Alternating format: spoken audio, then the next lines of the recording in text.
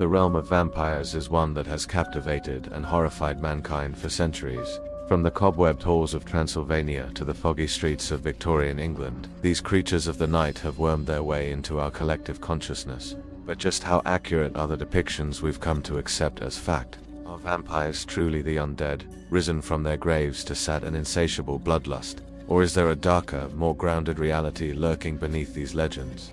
Join us as we peel back the layers of fiction and delve into the murky depths of history to bring you the truth behind the vampire myth. Prepare to be surprised as we separate the bite from the bark, exposing the actual origins of these mythical beings that may be closer to home and much more terrifying than you ever imagined. So what exactly do we mean when we talk about vampires? To understand where the myth came from, we first need to define what it is we're talking about. Traditionally, vampires were believed to be the souls of the recently deceased, evil spirits that used their former bodies as vessels to wreak havoc on the living.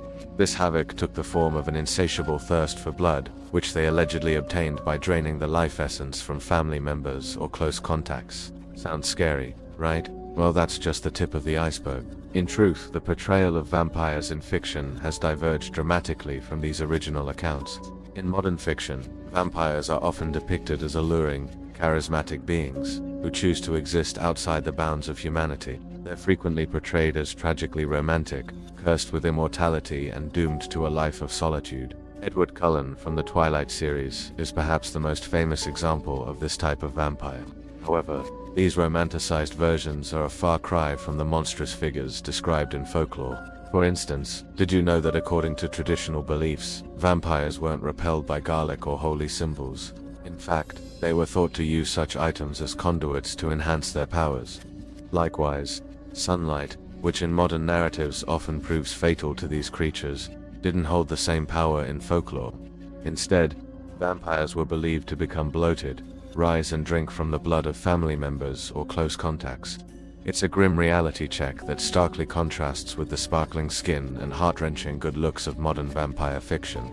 To make matters even more perplexing, pinpointing the exact origin of these misconceptions is no easy feat. They've been passed down through generations, becoming muddied by the sands of time. However, the fundamental belief in the existence of vampires remained strong until the dawn of the 18th century. Despite their widespread acceptance, proving the existence of vampires was a nearly impossible task, and many of the supposed signs of vampirism could be attributed to other natural occurrences.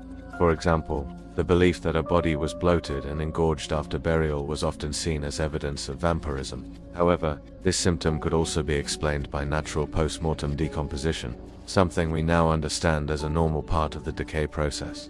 Similarly, the belief that vampires drained the life essence from their victims could be traced back to instances of hemophilia, a condition characterized by excessive bleeding.